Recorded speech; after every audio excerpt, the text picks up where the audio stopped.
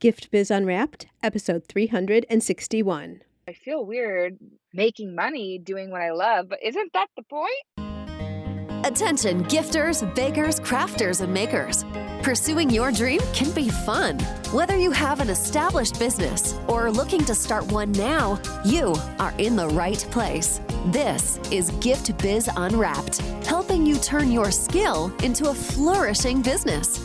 Join us for an episode packed full of invaluable guidance, resources, and the support you need to grow your gift biz. Here is your host, Gift Biz gal, Sue Monheit. Hi there, it's Sue, and thanks for joining me here today. Are you like me? I'm getting antsy for spring to come. Last weekend we set the time ahead, so we lost an hour, but I'm so looking forward to what's coming next. Every once in a while, I can even smell spring in the air. It'll be a bit yet before we can open the windows and let that fresh breeze in, but it's coming.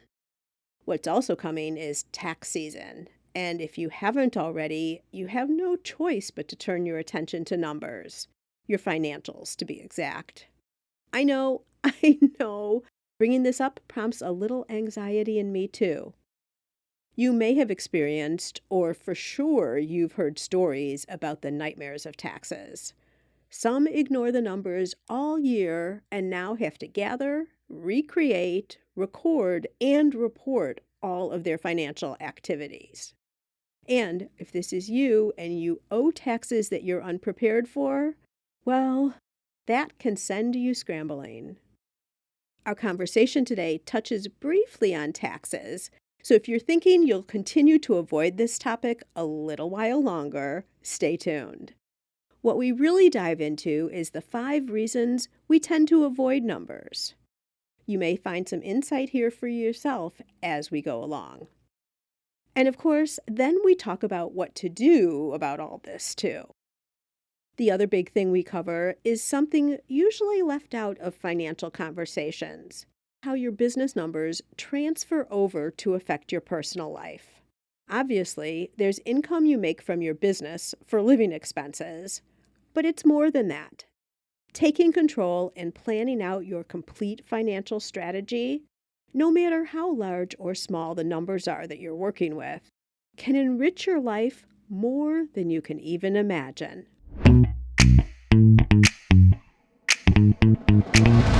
Today, it is my pleasure to introduce you to Erinn Bridgman. As a money management and mindset coach, Erinn empowers female entrepreneurs to design a business that is not just profitable, but actually grows their personal wealth. Born with an entrepreneurial spirit, Erinn cut her chops by scaling her photography business to over 6 figures in 2 years, affording her the capital to begin funding the real estate empire she and her husband now run. Note the word empire there. Ever passionate about supporting women as they uncover their own potential and earning power, Erinn works with female business entrepreneurs to not just scale their business, but to use it as a means for building personal wealth.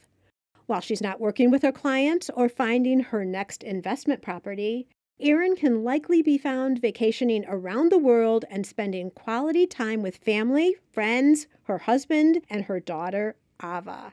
Erinn, welcome to the Gift Biz Unwrapped podcast.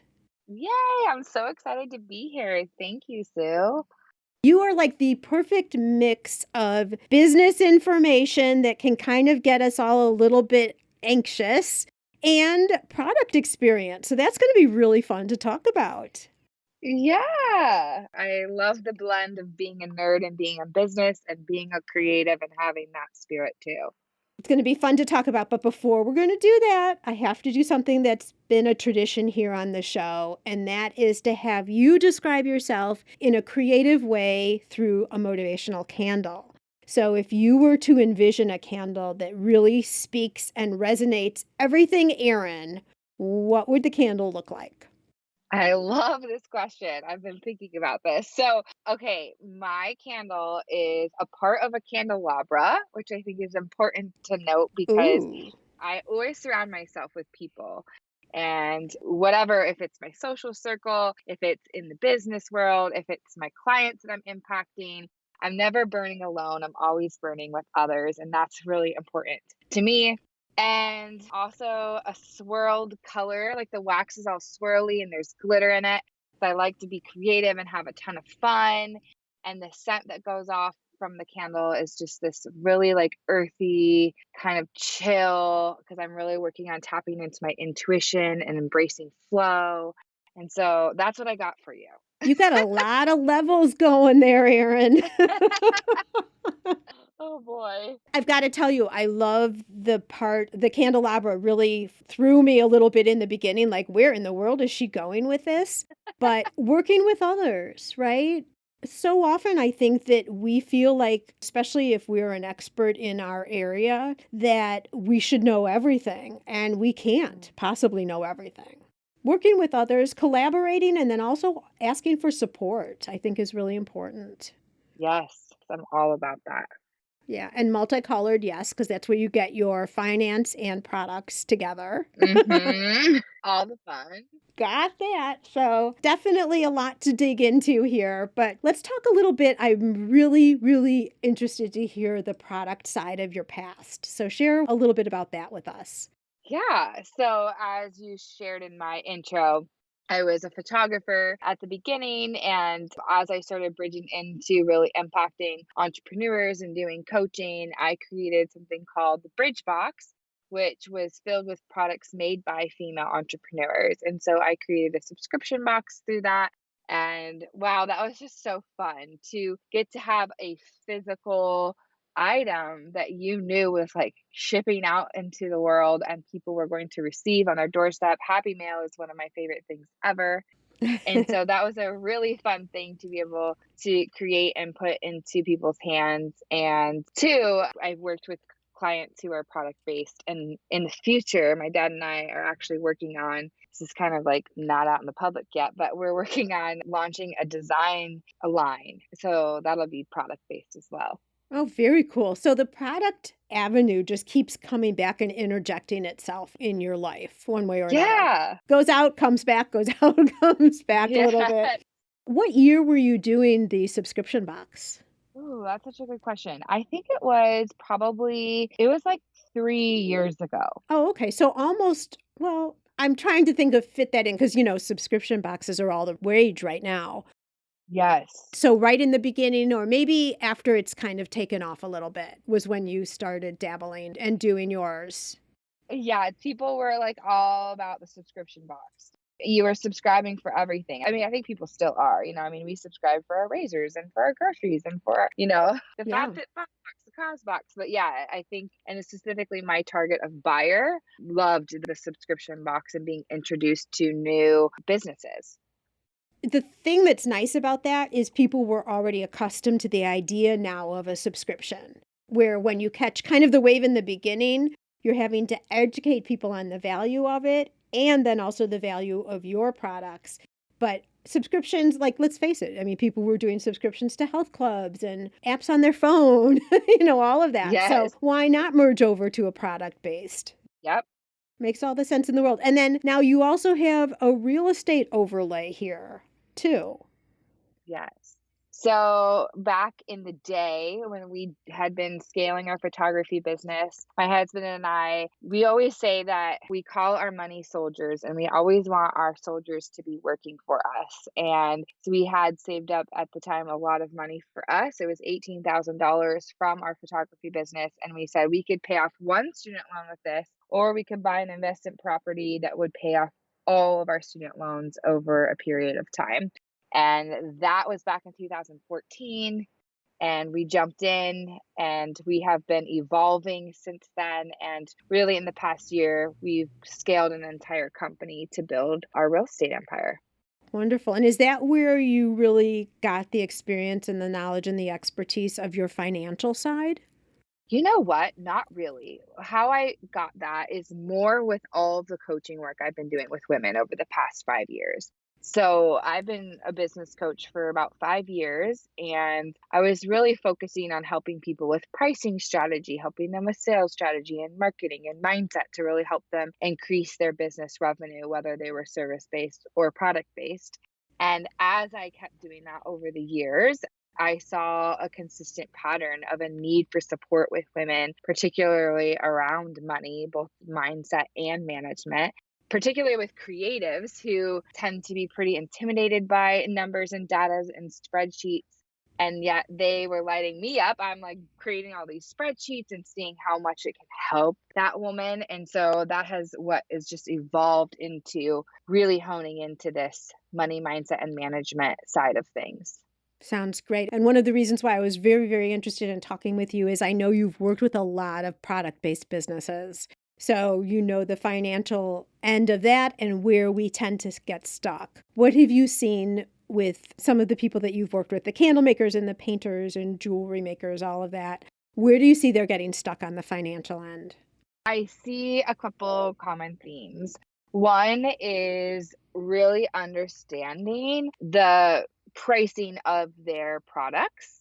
So, looking at all the different ways that you need to think about the cost of your product, whether it's the actual physical material, the time, and getting a very clear and accurate number on that. And of course, I have spreadsheets for us to do that with the product based businesses and really aligning, okay, so what do you want your hourly rate to be?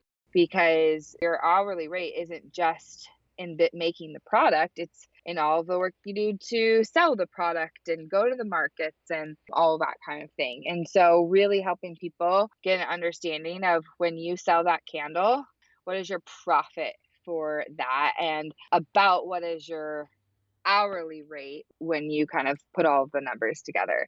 So I think that's really important. Yeah. And this is an area where we so underprice ourselves as makers. We don't put nearly the right price tag on our time. And I think it's because we do this so easily, or it used to be a hobby that we did for fun. So if we did it for fun, how could we possibly charge for the time now that we're a business? But you have to. Absolutely. And what happens is like just like what you're saying, most people who are product-based businesses, they kind of fell into it. It wasn't like they were, I want to be an entrepreneur, so I'm going to like go start making this. They made them for wedding favors, or they decided that they weren't going to hire someone to do it. They were going to do it. Different things like that. And then all of a sudden now they're like, oh, the market's actually paying me for this. So I could actually make money from this. And I love it so much. So I feel weird making money doing what I love, but isn't that the point? Yeah, the transition can be hard. You're right. Because it was for a long time one thing, and now it's turned into something else for profit. Right. And then there's that component of it. And then there's also just like this worthiness around money and do I deserve that? Will people pay that? The scarcity mindset. And so that's where I love to dig into the money mindset of things and really understanding your own money journey and then doing the work to understand, like, okay, well, what would the market play and what would your ideal client pay so that you can confidently raise your rates knowing that it's going to do well in the marketplace. Yeah. You also take the whole money concept into a whole different level, which is really what I'd love to dive into today. Because you talk about, and I teach on this too, like making sure that your business is profitable. All the things we've just talked about, the product, making sure to account for your time, all of that. But you're also taking it to now, let's just not have a profitable business. Let's talk about your personal wealth. Yes, I love talking about this. I could talk about it forever. I think a lot of times as coaches and as you see like the education field with businesses, it's really focused on like how do we increase our business revenue? A lot about business revenue. Sometimes we get to profitability, which is obviously those are important things. But if we aren't taking our business and really helping it transfer into our personal lives, we're kind of missing the point of the business. And of course, there's different seasons in business where you need to be reinvesting back in. But then there comes a time where we have to make that switch and we have to get really conscious and strategic about taking our business and making it impact our personal life. And a really big way I see entrepreneurs struggling with this is not paying themselves a consistent salary. They often pay themselves last. They kind of close their eyes and hope. And you can't be proactive when you're being so reactive with how you're paying yourself. It's definitely a mindset thing. And I think you also, I'm guessing, this is probably how you teach, but you'll have to share and tell me, is you have to make a plan for it. Like, I'll see a lot of people coming in and maybe they're going to start a business out of their handmade product because they have a desire for something. Like they have a 9 to 5 job already, but they're making a product on the side. They're recognizing that they could probably make some money off of that. Maybe a friend even mentioned it to them and suggested, gosh, you should be Right. selling. They maybe go to a craft show and see that indeed they can make some money. But then it's toward something like a family trip, or they want to get the house repainted or something like that. And it seems to me that when that actually can happen, then the light bulb comes on and it's like, oh, so my handmade product and money I'm making off of that really can affect my life. So now, how could I do Yes. it in a bigger way? And that's what I see you focusing on, is the bigger way. Absolutely. So I always say piles of green cash are not very motivating. And so if we don't have a specificity that we're putting our dollars towards, it's just like, what's the desire of fulfilling through this money? And so what I love to do is help people get very clear on their personal goals. Whether that is just general lifestyle improvements, whether that means debt payoff, savings plan, working towards getting money to work into investing. Some of your people maybe are right at the place where they're trying to decide if they can make this their full-time job. Can they quit that 9 to 5 and really put it all into their side hustle? And you can get really clear on that with numbers and knowing, okay, how much do I need to live? What is my monthly budget? Okay, and then what would my business have to be able to pay me to fulfill that lifestyle? Or what would I need to do? Okay, I have $20,000 of student debt. Okay, we can get a lot of times people have debt, they don't even know how exactly how much. Or they want to buy this dream house, but they don't even know maybe exactly what the down payment is for that. And when we get super drilled into that, and then we see, okay, how can our business, the profitability of it, start to go towards those personal desires, you're going to be way more motivated to make that happen. Okay, so everything you just said there, I think are things that I'm speaking generalities, of course, but a lot of us just put blinders on because you're telling us now we need to look at the numbers. Exactly. And a lot of times I think I'm really being general here when I say we, but I'm just thinking of things that I've encountered and seen with other people Hmm. is they'll look at some numbers, but not the complete picture. Like they'll look at, oh, well, I just made $3,000 off a show this weekend. Well, that's fabulous. But did the show cost 5,000 or did it cost 1,000? So how much did you really make off the show? Not just top line revenue. And not just that, but also like how much did it cost to make the product? And then how much time did it take? Okay, then you can really make a decision on whether that was a good market or not. Yeah. So, what was your true profit when you get down to it? Exactly. I think we've kind of framed the problem here. The problem is we're not always looking at our numbers. There's huge opportunity out there with your handmade product, but we need to be able to form that bridge to go across. So, could you put in some simple terms, maybe some concrete steps of how we do that? It sounds like you start with the pricing, right? Knowing the pricing of your product. Well, this is what I'd love to start with. I love being really concrete and really tangible. I know that's helpful for your audience. Very helpful, yeah. Yeah, I want to talk about first, like what you touched on about like we fear the numbers, we're avoiding the numbers. And I've kind of boiled it down to there's like 5 different reasons why we are often avoiding our numbers. And so the first step I would say is to kind of figure out which one of these is you, because awareness around that is going to be the key to start stepping into different action. So sometimes we say we avoid our numbers because we're not a numbers person. I hear women say this a lot. Oh, I'm just not good at math. I'm not a numbers person. And I love to just totally push against this and say nobody is born knowing numbers. Nobody is born knowing math. This is a skill that you can attain. And so if you're kind of using that as an excuse or as a label, I would say, okay, let's get some tools and get some coaching and education that will help you feel supported in becoming a numbers person. Yes. And what I'm finding with numbers for business is we're not talking about algebraic equations like you used to do in school, the Right. X's and the Y's and calculus and everything else. We're talking about some pretty basic math and then what that story tells you, what the numbers create for you. I think we just overwhelm ourselves when we say math, and I'm one of them. I'll say it. I fall into that. I'm not a numbers girl. But you know what? I've learned to be because I have no choice. Yes. It's a skill. And when you move from making jewelry for fun to making it into a business right away, you are now making it about money, about numbers, about math. And so you've got to learn that skill. Okay, so I didn't mean to stop you, but I think a lot of people fall into that category. And listen, it's adding and subtracting. And hopefully it's a lot of numbers being added, right? But that's another story. Okay.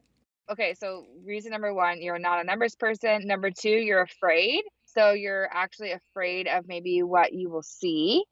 So I think this is so interesting because with knowledge comes power, and with the lack of knowledge comes fear. And so if you're afraid you're going to see something bad, it would be better to see the bad thing sooner so you can correct it versus scale a super like non-profitable business. So I think that's really important to remember. Maybe somebody avoids because numbers have defined them in really unhealthy ways in the past. Maybe it's a triggering thing, whether it's the number on the scale or the number of followers on Instagram or whatever the case is. You just kind of have this toxic relationship with numbers. Maybe you think it doesn't really matter, which is probably the biggest issue. Which I don't think most people would honestly say, they're rubbing up against this because they know it matters at some level. And then sometimes it's not having the correct tools, not knowing while it isn't overcomplicated, if you didn't intend to go into business, it can be hard to think through exactly, okay, what do I calculate for taxes? And how do I remember to include everything that I'm going out? And how do I see cash flow in my business and different things like that? And so then you have a tool problem and you just need to have the right tools. And so I just wanted to start with that because I feel like you brought that up.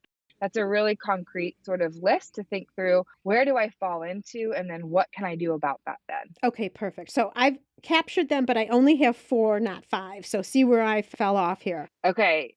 Not good at math, being afraid, Yep. thinking that it really doesn't matter, and not having the right tools. What did I miss?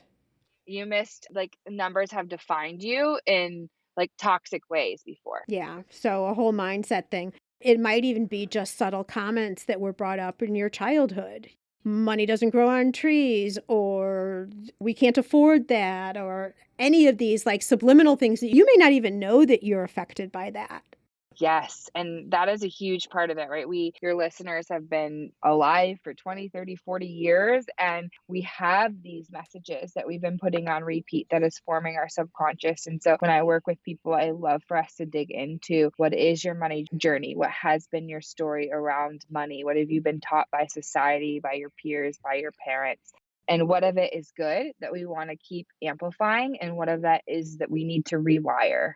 Right. And, if you don't look at this, it doesn't go away. It's still sitting there. So whether you don't feel like you have the skills in terms of the knowledge, whether you're just afraid to face those numbers, whether you aren't sure or you say to yourself that maybe it doesn't matter, all of these things doesn't mean that it doesn't go away. So if your numbers aren't set properly, you're still walking down the road to the same thing, whether you're recognizing and seeing and looking at the numbers or not.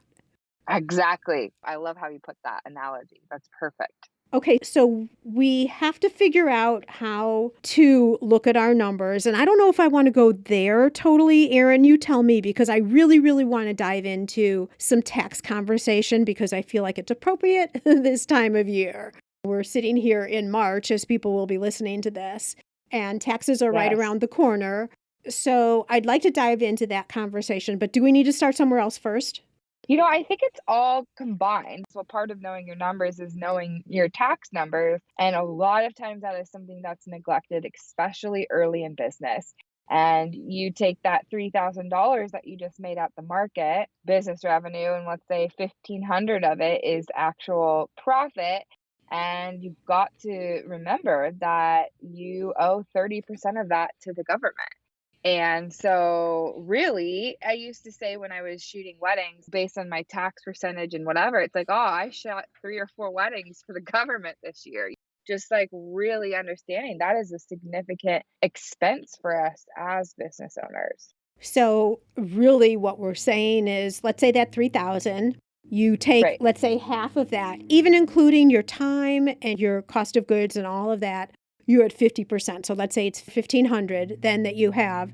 That's not really true because a portion of that is going to go in taxes. Right. And if we keep kind of doing and we do an average, we'll say 30% of that is going to taxes.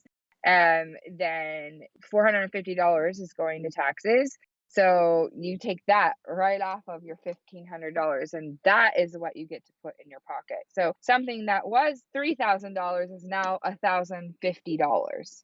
Okay, so I know this happens, and you probably see this all the time, Erinn, is we don't really think about it until it becomes right now, tax time. And maybe this is the nightmare, okay?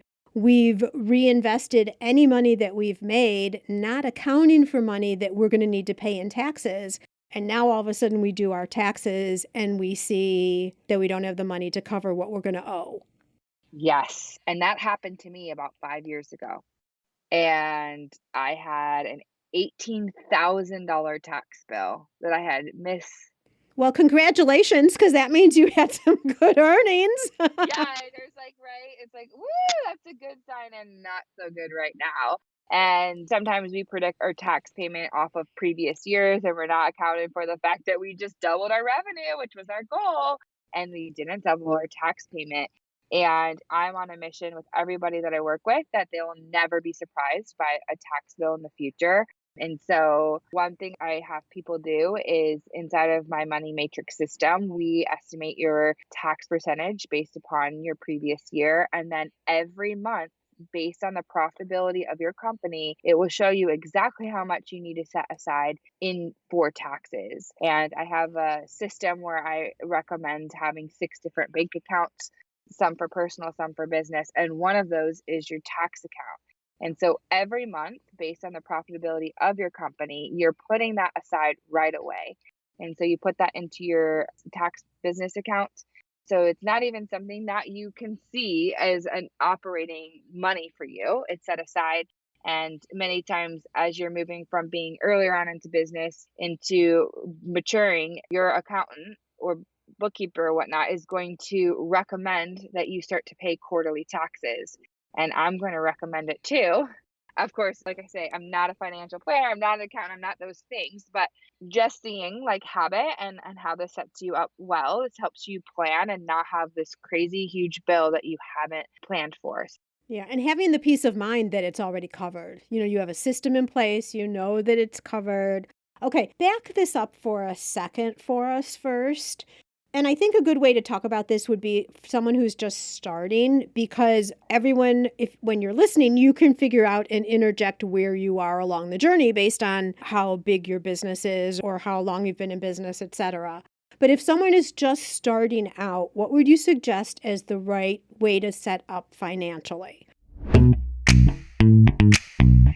Erinn will be answering this question after a short pause to hear from our sponsor.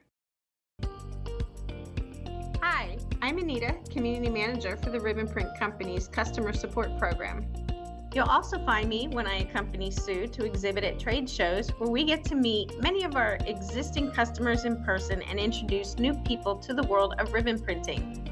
It's always fun seeing the reaction people have during a demonstration when a ribbon is created with their company name, a related image, or their own message that they helped to design on the spot. They're always amazed that within seconds, their message will print right before their eyes. Of course, that's rewarding for me too, as I get to enjoy the smiles and the excitement that this is even a possibility. And that's when they realize how easy it would be to do this in their stores too. So can you. You can personalize ribbon for your customers to celebrate birthdays, anniversaries, or whatever you like. But we're also seeing a lot of our customers use the ribbon printer for their branding by adding logoed ribbon or labels to products, or for flavor or scent designations too. Our number one comment we hear when we are out with our customers is that the ribbon printer is a game-changing addition to any business, large or small. I'm proud to be part of the Ribbon Print Company team, and I'm even more thrilled that we are there to ensure our customers that they can use their printer with ease, all while bringing in additional revenue along the way. To learn more, go to theribbonprintcompany.com. So, okay, I'm going to say for your listeners who are starting right at the beginning, one of the first things I want to, because, I do work with people who are further along in their journey, but many times we're undoing things that could have been, if we were doing this from the beginning, it would have been great. So your listeners who are at the beginning have an advantage. And so I recommend that you have CFO meetings with yourself, and at the beginning, maybe to get in a rhythm, every week. And in that case, you will be looking at your numbers. You will be, whether you're starting scrappy with an Excel spreadsheet at the beginning, but you are inputting what your revenue has been, what your expenses has been, so that you can see your profit. And that's really easy. That's revenue minus expenses equals your profit. Mm-hmm. And that you're updating your Excel spreadsheet or whatever you're using to be able to see that. And then take 30% of your profit. You can make a formula for that and put that into a business account for taxes. And every month, you'll want to assess the profitability of your business for that month, start to see trends, things like that. But right away, if you're just starting, I think you have to know those numbers in order to make any sort of decision, okay, I can afford to buy more wax, or I can afford to invest in this piece of equipment. You have to be working off of real numbers, not just the money in your pocket. Yes. Okay. I agree. And Erinn, I'm going to tell you a story that is going to make you turn white. Okay. Oh no. If you've been listening to the podcast for a while, you may have heard this story before, but there was a point in time, now this is several years back now, that I was working with someone who had a brick and mortar shop, and we got onto the conversation about finances. I was doing an audit of her whole business, and here we go. She was hand penciling her sales on a piece of paper. No. And that was it. That was all she was doing. Dear. Are you white? Oh my gosh. Yeah. That gives me sort of heart palpitations. I know, because I'm like, first off, you have no idea where you're at, and you have a lease. So your overhead costs are much larger than if you were at home. But also, heaven forbid, what if you were to get audited? You have no trail at all. So I like the idea, if you're starting scrappy, an Excel spreadsheet, but I would way rather have someone right away invest in some type of a system. You need a system, and I'm just going to say QuickBooks because that's what I'm most familiar with and would recommend. When we were talking earlier about adding and subtracting, you don't even have to do that if you've got it set up. You just have to put in the numbers when they come in. Or in QuickBooks case, many times it'll just funnel in. You can set it up to funnel in. Right. And that whole, you just have to enter it or you just have to look at it. That's why I say right from the beginning, you should be doing your CFO meetings where you have time every week, so that it's not oh, now you have to enter a ton of things because you haven't done it for a month. Right. It's much easier and palpable to do 1 week at a time and just stay on top of it than to kind of let yourself get buried with something that already overwhelms you. Right. All right. So, Erinn, we get a bookkeeping system in place, whether it's an Excel spreadsheet, whether it's QuickBooks or a similar system, and enter in, like you were saying, every single month or week, however you want to do it, but on a regular basis, have a meeting with yourself. I think that also helps us get familiar and more comfortable with the numbers too. Absolutely. If we're putting them together, and eventually as you get bigger, maybe you'll have someone else take over your bookkeeping like I did. Thank God that was a day of joy and celebration when I was able to do that. But you know what? I did it myself for a long, long time, which helped me really understand the numbers, and profit and loss statements and all of that. But so we want to do all of that. But what type of record keeping should we be doing? Like, do we need to save all of our receipts if it's already logged into QuickBooks or something? Your accountant's going to tell you to save your receipts, right? Because if you get audited, that's going to be something that you're going to need to have. They're going to be able to, an accountant is going to be, and if following accountants on Instagram, like doing stuff like creative accountants, it's going to be really helpful. They put out a ton of amazing tips and helpful things for you to know and understanding maybe different jargon or different particular nuances of the law and stuff like that so that you can feel like you're prepping yourself and doing things right. But from my understanding, you're going to want to keep organized receipts. You know what I did in the very beginning? This was with a business that I don't have anymore. I merged it. I won't go into my business story here, but when I first started on my own, I joined the chamber, wanted to be part of networking groups and rub shoulders with other people. And one of the people there was an accountant. And so what did I do? I sat down with them. We had a little, I didn't pay. I think I might have done a trade or they might have done it for free. I don't even remember. And we talked all this through, like, what do I need to set up? How should I set up? What should I not be forgetting? Things like keeping receipts, any questions that I had. So that's an opportunity if you're part of a chamber, who's there who could answer a question for you or put you on the path. And sometimes that might be at a charge and it's worth it to get it set up properly. Erinn, it sounds like that's some of what you provide, right? Just getting things going properly. Absolutely. And a part of like what makes me different from a bookkeeper or an accountant, you need both at a certain stage, I believe. And I love for people your P&L sheet, that's what you're creating for the IRS. That's accounting for every dollar every month. That's what you're going to need to submit for taxes. So having a bookkeeper, having yourself do that is very important, and then you give it to your accountant. But that's just like one piece of being the CFO of your company.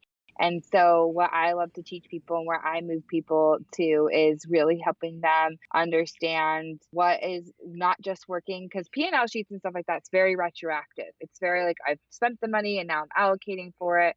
Maybe I'm looking at what I used to do or what I used to spend, seeing trends.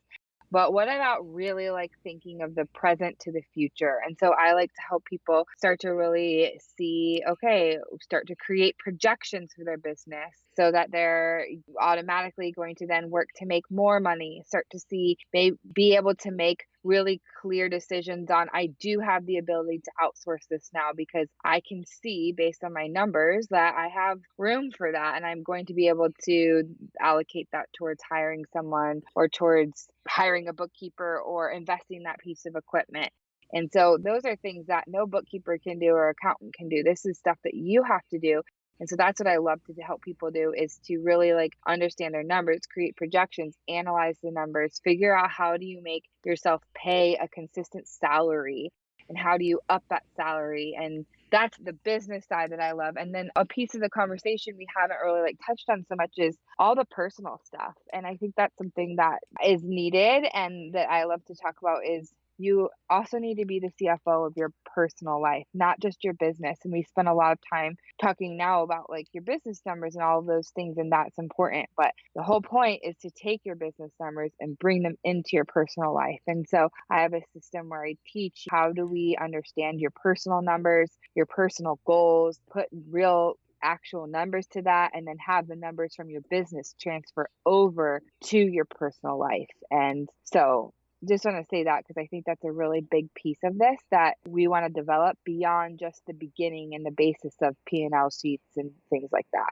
I love that. And really what you're doing here is forming a full picture. Like you're talking about, you have real estate investments and you're doing coaching, you're your money mindset coach, right? All different types of things. For handmade creators, it might be you have a 9 to 5, so you have revenue coming in from there. You may have your partner who's making money, so that's coming into the personal account if you're merging all of your money together. Then you have your handmade business merging in. So that's how you get your full picture of your personal life finances, right? It all is coming together.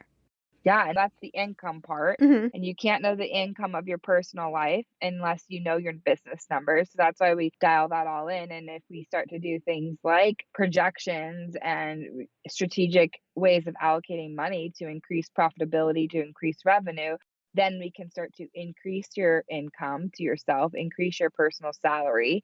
And so you got to do all that in the business side. But then the financial personal side is, yeah, knowing all the different revenues that are coming in and getting a clear picture and then understanding your current monthly budget. A lot of people I work with, like very successful people, don't know how much they need to live. And so, really understanding what that is, and then what is the upscaled version of that? What is the next step, next level? What are you wanting to walk into as a wealthy woman? And then understanding your short-term savings plan so that you're saving all year for Christmas or you're saving all year for your home improvements or your car maintenance. And those aren't accidents. You're prepared. And then also creating a long-term financial plan. And so that's where I talk about 5 different areas where you should create long-term goals. Each person's a little bit different, but based on that, is your first goal to pay down debt? Is it to create a bigger savings? Is it to start investing? Whatever. Is it start to be more generous? Is it about like large lifestyle improvements? Those are kind of the 5 areas we look at, and we assign dollars to those goals.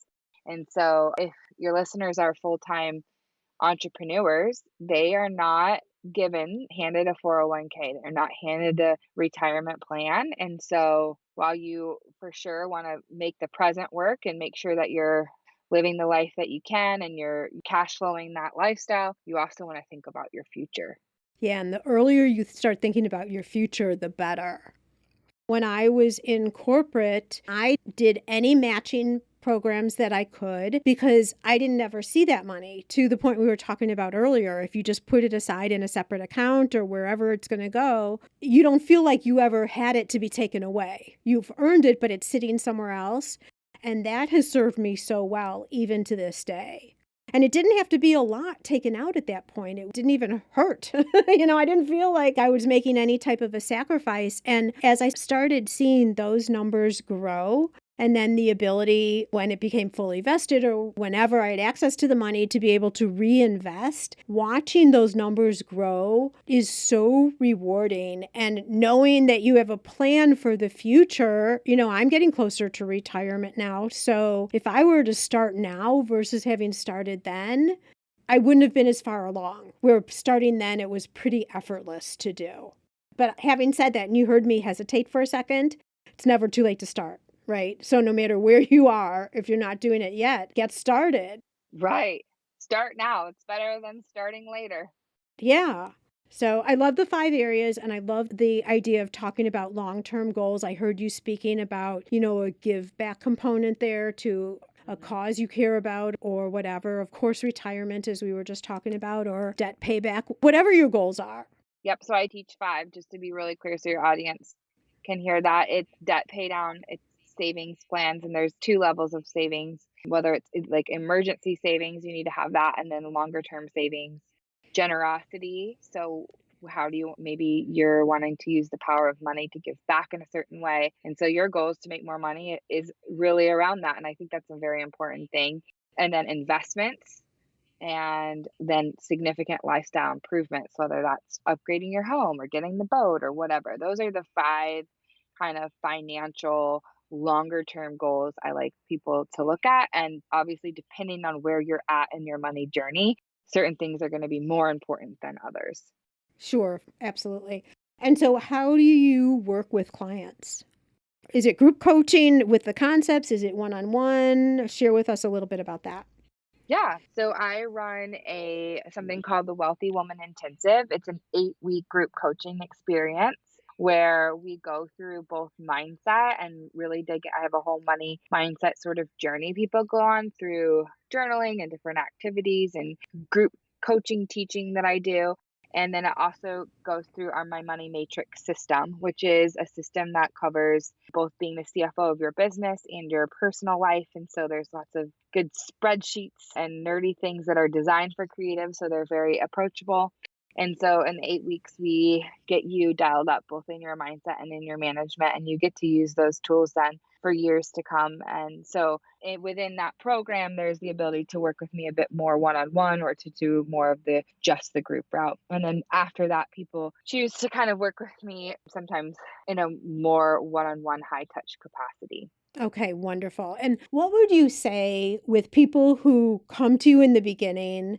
How are they in the beginning, and what's that transition when they pull out of your classes, have gone through the group coaching class? What's the value been to them? And I will say this is a newer offering. So I am actually just getting ready. We're starting again tomorrow, our new, but I've been doing this work with people one on one for years, and I've just kind of evolved it into more of a group program. I would love to maybe share a couple of actual client stories if that's okay, because I feel like that helps people relate. Yeah, that'd be great because I'm interested in the value of doing this because, and my motivation here is someone who's listening who's like, yeah, I buy in, I understand, I understand. And then we get Mm, off and are all done with this podcast and it kind of gets forgotten. So I think understanding the value and what this helps you with inside your life could be really, really interesting to listen to. So, yes, if you have a few examples, I'd love to hear them. yeah, I'll do that. So I think we have these dreams inside of us, and many times the dreams inside of us are tied to money, whether it's I want to go full time into this business, or I want to retire my husband, or I want to have a bigger home, or for all the kids I want to have, or whatever the case is. Well, a lot of those dreams and a lot of those goals have a monetary value attached to them. And so a lot of times, so a couple of client stories. So one client I worked with about a year and a half ago, her vision was she wanted to retire her husband. She wanted to be able to bring him home. She has 4 kids. And so at that point, it felt like a very far off dream.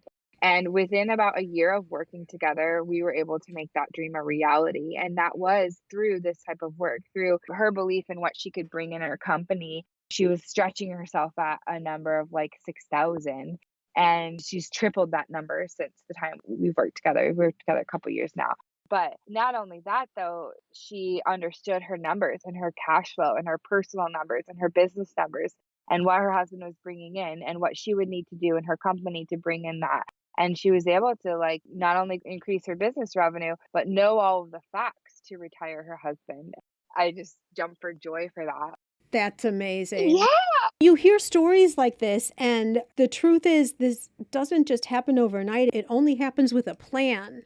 absolutely. And that's what you're doing is you're looking at the unique situation of anyone that you're coaching or have them look at it if it's in a group coaching environment, right? Understand where they are, think of what their goals are, all your goals that you were mentioning, and then figuring out a plan to get there, not just wishing that it'll happen. And when I say a plan, like I'm very practical and these tools are very specific. So Ooh. it's like literally seeing here's your overflow from your personal life. We have $790 this month, and we've strategized your financial large goals.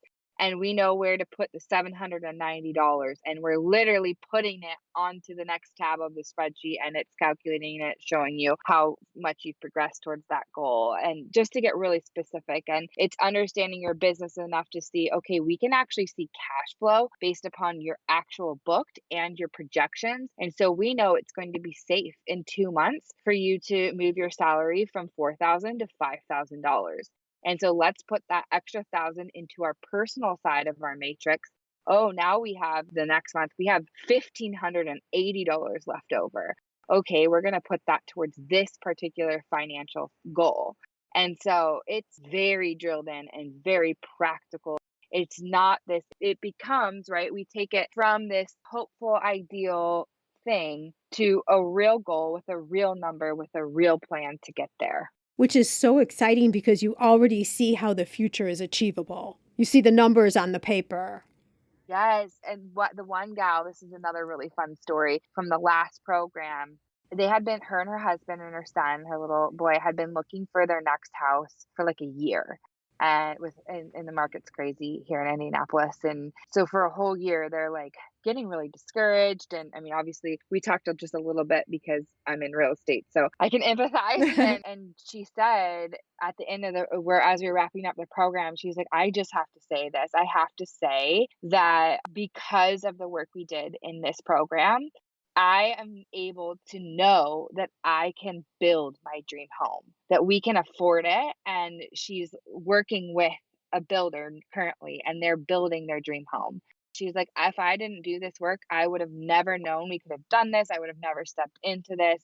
But I know, and so cool, like we do the mindset work where she's been writing down her future manifestation of this particular, her office, her room with French doors and like natural light just beaming in. And she's like, the builder is working with me to make that very room. Oh, I know. I'm just like, this is why I do this work. It's real women having real breakthroughs. And I think too, I want to say like the mindset component is so huge, and women coming onto calls and being vulnerable and crying. And one of the women in last group was talking about how she's like, wow, I didn't know I had so much like mindset stuff around money. And she's like, as I'm drilling into this, I'm noticing how my mom treated herself and how my mom treated herself with money.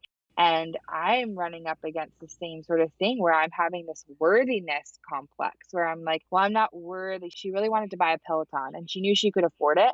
But it was as she dug into it, why was she was having resistance? It was around this worthiness that she had been modeled that her mom just sacrificed and wasn't worthy of things like that, wasn't worthy to be splurged on. And she was living that out. And she was like, I do not want to live that out for my daughters. right. And so I'm drilling into this worthiness and really seeing where is this coming from and how can I retrain myself. And of course, she bought the Peloton, and that's amazing. But what's more amazing is the work that she did to like start to really receive worthiness. And that's even more why I do this work, is that personal transformation that happens for women.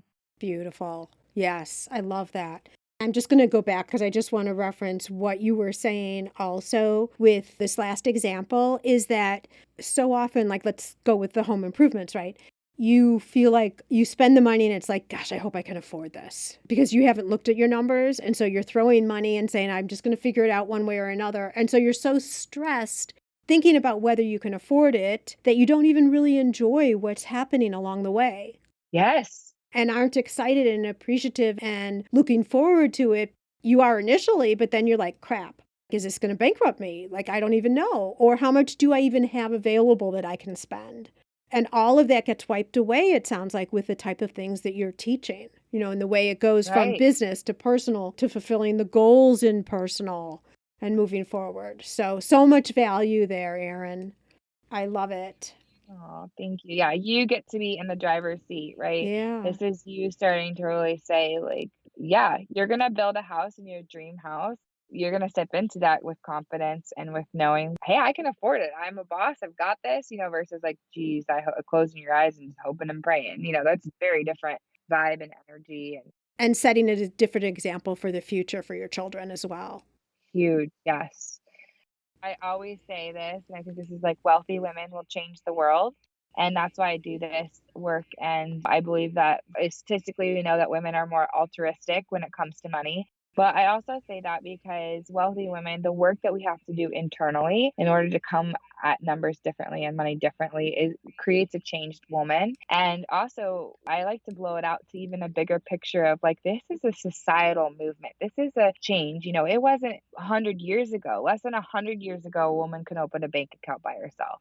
Less than 100 years ago, a woman could have her own credit card. I mean, we're very like, if we look at society and what women have been up against, us stepping into this new version is not just for us and not just for maybe the generation that comes after us, but it's about something much bigger. And I just love to like show that so that people can like step into this with like real belief in what they're doing.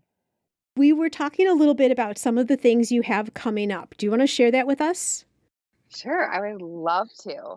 Okay, so this is airing middle of March. So I would love for people to sign up. You can get on the wait list or you can sign up for the Wealthy Woman Workshop. This is a 3-day intentional kind of program where that's totally free, where we talk through how do we think, plan, and show up like wealthy women. And I'm super action oriented. There's video trainings, there's worksheets. We do it as a group. It's really fun.